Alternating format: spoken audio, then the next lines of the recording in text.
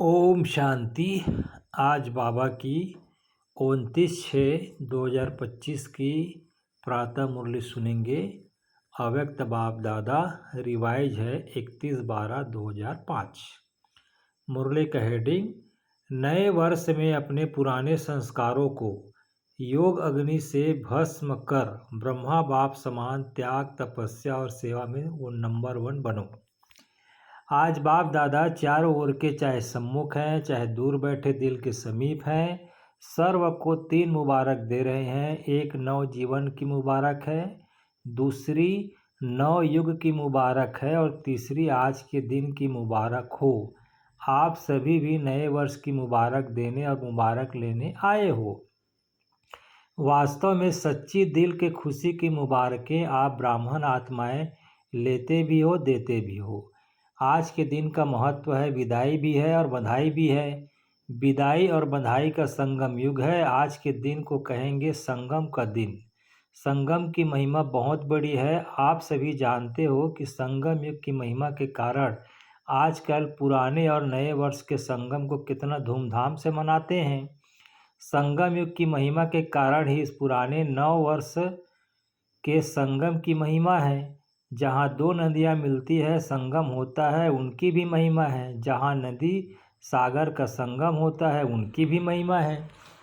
लेकिन सबसे बड़ी महिमा इस संगम युग की, पुरुषोत्तम युग की है, जहाँ आप ब्राह्मण भाग्यवान आत्माएं बैठे हो। यह नशा है ना। अगर आपसे कोई पूछे आप किस समय पर हो, क्या कलयुग में रहते हो या सतयुग में, क्या कहते हो? तो क्या क्या फलक से कहेंगे, हम इस समय पुरुषोत्तम संगम युग में रहते हैं। आप कलयुग नहीं हो, कलयुगी नहीं हो, संगम युगी हो। और इस संगम की विशेष महिमा क्यों है? क्योंकि भगवान और बच्चों का मिलन होता है, मेला होता है, मिलन होता है, जो किसी भी युग में नहीं होता। तो मेला मनाने आए हो ना आप। मिलन मेला मनाने के लिए कहाँ कहाँ से आए हो? कभी स्वप्न में भी सोचा था कि ड्रामा में मुझ आत्मा का ऐसा भी भाग्य नुधा हुआ है? आत्मा का परमात्मा से मिलने का भाग्य था और है। बाप भी हर एक बच्चे के भाग्य को देख हर्षित होते हैं। वाह भाग्यवान बच्चे, वाह! अपने भाग्य को देख दिल में अपने प्रति वाह, मैं वाह वाह, मेरा भाग्य वाह, मेरा बाबा वाह वाह, मेरा ब्राह्मण परिवार वाह, या वाह वाह के गीत ऑटोमेटिक दिल में गाते रहते हो ना। तो आज इस संगम के समय अपने अंदर सोच लिया कि किस किस बातों को विदाई देनी है। सभी ने सोचा है सदा काल के लिए विदाई देनी है, क्योंकि सदा काल के लिए विदाई देने से सदा काल की बधाइयाँ मना सकेंगे। ऐसी बधाइयाँ दो जो आपके चेहरे को देखे, जो भी आत्मा आपके सामने आए वह भी बधाइयाँ प्राप्त कर खुश हो जाए। जो दिल से बधाई देते व लेते हैं वह सदा ही कैसे दिखाई देते हैं? संगम युगी फरिश्ता, सभी का यही पुरुषार्थ है ना। ब्राह्मण सो फरिश्ता और फरिश्ता सो देवता। क्योंकि बाप को सब प्रकार के संकल्प व जो भी कुछ प्रवृत्ति है, कर्म का बोझ है, वह दे दिया ना। बोझ दिया है या थोड़ा सा रह गया है, क्योंकि थोड़ा भी बोझ फरिश्ता बनने नहीं देगा। और जब बाप बच्चों का बोझ लेने के लिए आए हैं तो बोझ देना मुश्किल है क्या? मुश्किल है या सहज है? जो समझते हैं बोझ दे दिया, वह हाथ उठाओ, दे दिया है। देखना, सोच के हाथ उठाना। बोझ दे दिया, अच्छा दे दिया तो बहुत मुबारक हो।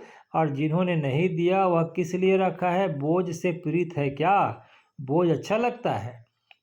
देखो, बाप दादा हर बच्चे को क्या कहते हैं, वो मेरे बेफिक्र बादशाह बच्चे। तो बोझ का फिक्र होता है ना। तो बोझ देने के लिए बाप आए हैं, क्योंकि बोझ लेने के लिए बाप आए हैं, क्योंकि 63 जन्म से बाप देख रहे हैं बोझ उतारते उतारते सभी बच्चे बहुत भारी हो गए हैं। इसलिए जब बाप बच्चों को प्यार से कह रहे हैं बोझ दे दो, फिर भी क्यों रख लिया है? क्या बोझ अच्छा लगता है? सबसे सूक्ष्म बोझ है पुराने संस्कार का। बाप दादा ने हर बच्चे के इस वर्ष का, क्योंकि वर्ष पुराना हो रहा है ना, तो इस वर्ष का चार्ट देखा। सब ने भी अपना अपना चार्ट चेक किया होगा। तो बाप दादा ने देखा कि कई बच्चों को इस पुराने संसार के आकर्षण कम हुई है, पुराने संबंध भी आकर्षण कम हुई है, लेकिन पुराने संस्कार उसका बोझ मेजॉरिटी में रहा हुआ है। किसी न किसी रूप में, चाहे मनसा शुद्ध संकल्प नहीं, लेकिन व्यर्थ संकल्प का संस्कार अभी भी परसेंटेज में दिखाई देता है, वाचा में भी दिखाई देता है, संबंध संपर्क में भी कोई न कोई संस्कार अभी भी दिखाई देता है। तो आज बाप दादा सभी बच्चों को मुबारक के साथ साथ यही इशारा देते हैं कि यह रहा हुआ संस्कार समय पर धोखा देता भी है और अंत में भी धोखा देने के निमित्त बन जाएगा। इसलिए आज संस्कार का संस्कार करो। हर एक अपने संस्कार को जानता भी है, छोड़ना चाहता भी है, तंग भी है, लेकिन सदा के लिए परिवर्तन करने में तीव्र पुरुषार्थी नहीं है। पुरुषार्थ करते हैं लेकिन तीव्र पुरुषार्थी नहीं है। कारण तीव्र पुरुषार्थ क्यों नहीं होता? कारण यही है, जैसे रावण को मारा भी लेकिन सिर्फ मारा नहीं, जलाया भी। ऐसे मारने के लिए पुरुषार्थ करते हैं। थोड़ा बेहोश भी होता है संस्कार, लेकिन जलाया नहीं तो बेहोशी से बीच बीच में उड़ जाता है। इसके लिए पुराने संस्कार का संस्कार करने के लिए इस नए वर्ष में योग अग्नि से जलाने का दृढ़ संकल्प का टेंशन रखो। पूछते हैं ना, इस नए वर्ष में क्या करना है? सेवा की तो बात अलग है, लेकिन पहले स्वयं की बात है। योग लगाते हो, बाप दादा बच्चों को योग में अभ्यास करते हुए देखते हैं। अमृत वेले भी बहुत पुरुषार्थ करते हैं, लेकिन योग तपस्या तप के रूप में नहीं करते। प्यार से याद जरूर करते हैं, रूह रिहान भी बहुत करते हैं, लेकिन याद तो इतना पावरफुल नहीं बनाया है। जो संकल्प करो विदाई तो विदाई हो जाए। योग को योग अग्नि के रूप में कार्य में नहीं लगाते, इसलिए योग को पावरफुल बनाओ। एकाग्रता की शक्ति विशेष संस्कार भस्म करने में आवश्यक है। जिस स्वरूप में एकाग्र होने चाहो, जितना समय एकाग्र होने चाहो, ऐसी एकाग्रता संकल्प किया और भस्म, इसको कहा जाता है योग अग्नि। नाम निशान समाप्त, मारने में फिर भी लाश तो रहता है ना, भस्म होने के बाद नाम निशान खत्म। तो इस वर्ष योग को पावरफुल स्टेज में लाओ। जिस स्वरूप में रहने चाहो, मास्टर सर्वशक्तिमान आर्डर करो। समाप्त करने की शक्ति आपके आर्डर से नहीं माने, यह हो नहीं सकता। मालिक हो, मास्टर कहलाते हो ना, तो मास्टर आर्डर करे और शक्ति हाजिर नहीं हो तो क्या वह मास्टर है? तो बाप दादा ने देखा कि पुराने संस्कार का कुछ न कुछ अंश अभी भी रहा हुआ है, और वह अंश बीच बीच में वंश भी पैदा कर देता है, जो कर्म तक भी काम हो जाता है, युद्ध करनी पड़ती है। तो बाप दादा को बच्चों का समय प्रमाण युद्ध का स्वरूप भाता नहीं है। बाप दादा हर बच्चे को मालिक के रूप में देखने चाहते हैं। आर्डर करो जी हजूर। तो सुना, इस वर्ष स्व के प्रति क्या करना है? शक्तिशाली बेफिक्र बादशाह, क्योंकि सभी का लक्ष्य है। किसी से भी पूछो तो क्या कहते हैं? हम विश्व का राज्य प्राप्त करेंगे, राज्य अधिकारी बनेंगे। अपने को राजयोगी कहलाते हैं। प्रजा योगी हैं क्या? कोई है सारी सभा में जो प्रजा योगी हो? है जो प्रजा योगी हो, राजयोगी नहीं हो? टीचर्स कोई है आपके सेंटर पर? कोई प्रजा योगी है? कहलाते तो सब राजयोगी हैं। प्रजा योगी में हाथ कोई नहीं उठाता, अच्छा नहीं लगता ना। और बाप को भी फकूर है। बाप दादा फकूर से कहते हैं कि संगम पर भी हर बच्चा राजा बच्चा है। कोई बाप ऐसे फलक से नहीं कह सकता कि मेरा एक एक बच्चा राजा है, लेकिन बाप दादा कहते हैं कि हर एक बच्चा स्वराज अधिकारी राजा है। प्रजा योगी में तो हाथ नहीं उठाना ना, तो राजा होना, लेकिन ऐसा ढीला ढाला राजा बनना जो आर्डर करो और आवे नहीं। कमजोर राजा नहीं बनना है। पीछे वाले कौन हैं जो समझते हैं राजयोगी हैं? वो हाथ उठाओ। ऊपर भी बैठे हैं, गैलरी में बैठे हुए हाथ हिला रहे हैं। आज हाल में 18,000 भाई बहने बैठे हैं। बाप दादा देख रहे हैं, हाथ उठाओ ऊपर वाले। तो अभी यह लास्ट टर्न में शुरू हो जाएगा। तो 3 मास बाप दादा देते हैं। ठीक है, देवें, होमवर्क देंगे, क्योंकि यह बीच बीच का होमवर्क भी लास्ट पेपर में जमा होगा। तो 3 मास में हर एक अपना चार्ट चेक करना कि मैं मास्टर सर्वशक्तिमान होकर किसी भी कर्मेंद्रियों को, किसी भी शक्ति को जब ऑर्डर करे, जो ऑर्डर करे वह प्रैक्टिकल में ऑर्डर माना या नहीं माना। कर सकते हो? पहली लाइन वाले कर सकते हो? हाथ उठाओ। अच्छा। 3 मास कोई भी पुराना संस्कार वार नहीं करे, अलबेले नहीं बनना, रॉयल अलबेलापन नहीं लाना। हो जाएगा। बाप दादा से बहुत मीठी मीठी बातें करते हैं, कहते हैं बाबा आप फिक्र नहीं करो, हो जाएगा। बाप दादा क्या करेगा? सुनकर मुस्कुरा देता है, लेकिन बाप दादा इन 3 मास में अगर ऐसी बात की तो मानेगा नहीं। मंजूर है तो हाथ उठाओ। दिल से हाथ उठाना, सभा के कारण हाथ नहीं उठाना, करना ही है। चाहे कुछ भी सहन करना पड़े, कुछ छोड़ना पड़े, कोई हर्जा नहीं, करना ही है। पक्का पक्का पक्का टीचर्स करना है। अच्छा, यह ताज वाले बच्चे क्या करेंगे? छोटे बच्चे ताज पहनकर सामने बैठे हैं, ब्रैकेट में लिखा है ताज तो अच्छा पहन लिया है, करना पड़ेगा। अच्छा, देखना बच्चे हाथ उठा रहे हैं, अगर नहीं करेंगे तो क्या करें वह भी बता दो। फिर बाप दादा की सीजन में एक बार आने नहीं देंगे, क्योंकि बाप दादा देख रहे हैं कि समय आपका इंतज़ार कर रहा है। आप समय का इंतज़ार करने वाले नहीं हो, आप इंतज़ाम करने वाले हो। समय आपका इंतज़ार कर रहा है। प्रकृति भी, सतो प्रधान प्रकृति आपका आह्वान कर रही है। तो 3 मास में अपनी शक्तिशाली स्टेज में रहे हुए संस्कार को परिवर्तन करना।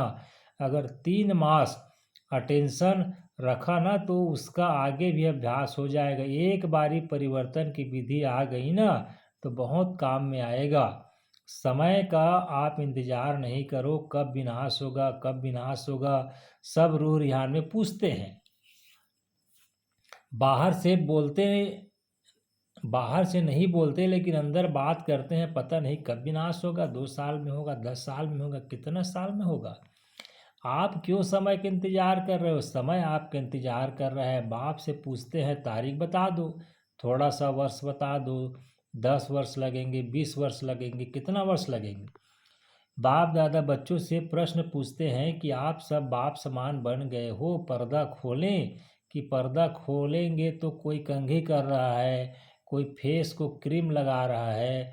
अगर एवर रेडी हो, संस्कार समाप्त हो गए तो बाप दादा को पर्दा खोलने में क्या देरी लगेगी। एवर रेडी हो, एवर रेडी तो हो जाओ ना। हो जाएंगे कह के बाप को बहुत समय खुश किया। अभी ऐसा नहीं करना, होना ही है, करना ही है, बाप समान बनना है। इसमें तो सभी हाथ उठा देते हैं, उठाने की ज़रूरत नहीं है। बाप दादा ब्रह्मा बाप को देखो, साकार में तो ब्रह्मा बाप को फॉलो करना है ना। ब्रह्मा बाप ने त्याग, तपस्या और सेवा लास्ट घड़ी तक साकार रूप में प्रैक्टिकल दिखाया।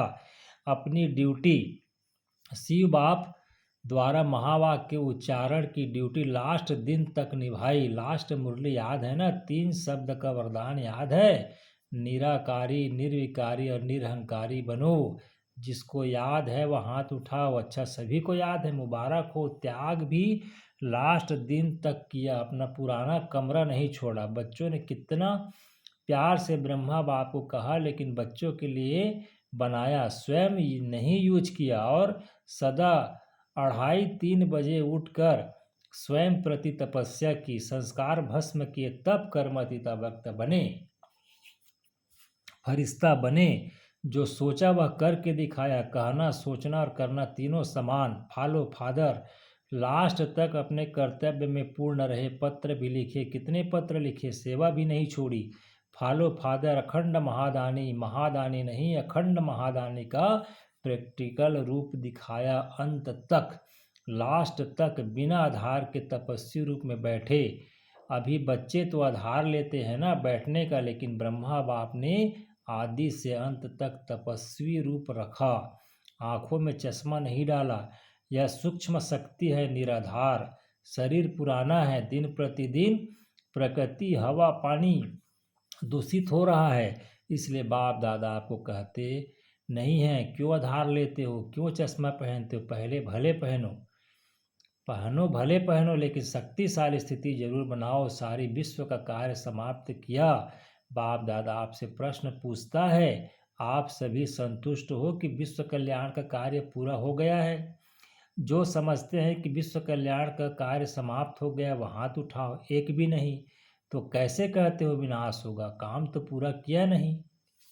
अच्छा, चारों ओर के सदा उमंग उत्साह में आगे बढ़ने वाले, सदा हिम्मत से बाप दादा की पदम गुणा मदद के पात्र बच्चों को सदा विजयी रत्न हैं, हर कल्प में विजयी बने हैं, अभी भी हैं और हर कल्प में विजयी हैं ही। ऐसे विजयी बच्चों को सदा एक बाप दूसरा न कोई, न संस्कार की आकर्षण, न संस्कार की आकर्षण, न संसार की आकर्षण, दोनों आकर्षण से मुक्त रहने वाले सदा बाप समान बच्चों को बाप दादा का याद प्यार और नमस्ते। आज का फिर वरदान, सदा काल के अटेंशन द्वारा विजय माला में पिरोने वाले बहुत समय के विजयी भव। बहुत समय के विजयी माला के मड़के बनते हैं। विजयी बनने के लिए सदा बाप को सामने रखो। जो बाप ने किया वही हमें करना है। हर कदम पर जो बाप का संकल्प वही बच्चों का संकल्प, जो बाप के बोल वही बच्चों के बोल, तब विजयी बनेंगे। यह टेंशन सदा काल का चाहिए, तब सदा काल का राज्य भाग्य प्राप्त होगा। क्योंकि जैसा पुरुषार्थ वैसी प्रारब्ध। सदा का पुरुषार्थ है तो सदा का राज्य भाग्य है। आज का स्लोगन बाबा ने कहा, सेवा में सदा जी हाजिर करना यही प्यार का सच्चा सबूत है। अव्यक्त इशारे आत्मिक स्थिति में रहने का अभ्यास करो, अंतर्मुखी बनो। जैसे कोई भी व्यक्ति दर्पण के सामने खड़ा होते ही स्वयं का साक्षात्कार कर लेता है, वैसे आपकी आत्मिक स्थिति शक्ति रूपी दर्पण के आगे कोई भी आत्मा आवे तो वह एक सेकंड में स्वस्वरूप का दर्शन व साक्षात्कार कर ले। आपके हर कर्म में, हर चलन में रूहानियत की अटेंशन हो। जो स्वच्छ आत्मिक बल वाली आत्माएं हैं वह सबको अपनी ओर आकर्षित जरूर करती है। अच्छा जी, ओम शांति।